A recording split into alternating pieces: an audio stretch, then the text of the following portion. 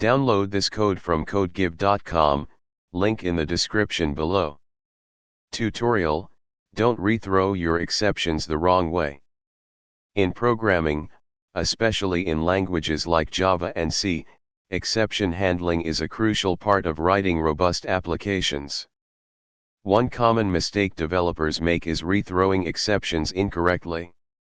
This can lead to loss of information about the original exception, making debugging difficult. In this tutorial, we'll explore the right and wrong ways to rethrow exceptions with code examples. Understanding exception rethrowing.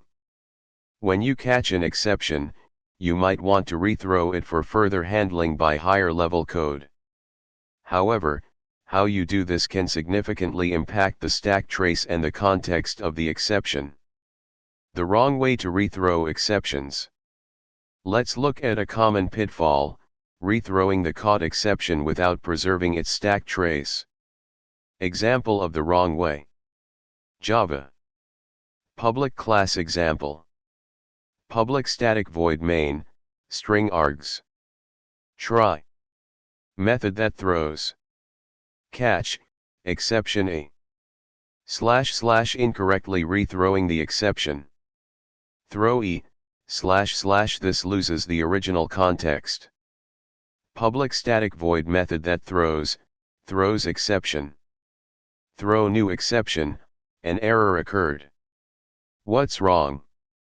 In the example above, when we catch the exception and rethrow it using throw e, we are losing the stack trace information that points to where the exception was originally thrown. The stack trace will only show the point where it was caught, which can make debugging challenging. The right way to rethrow exceptions. To preserve the original stack trace, you should use the throw statement without specifying the exception variable.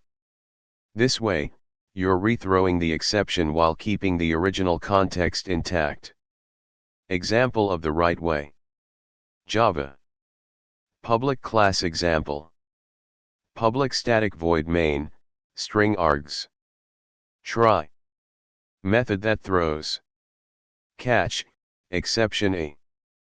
/ correctly rethrowing the exception. Throw, / preserves the original stack trace. Public static void method that throws exception. Throw new exception, an error occurred. What's right?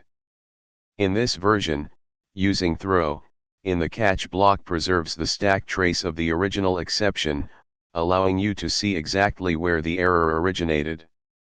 This is crucial for effective debugging and understanding the flow of your application. Key takeaways. 1. Always preserve the stack trace. When you catch and rethrow exceptions, ensure that you do it in a way that retains the original stack trace. 2. Use the right syntax.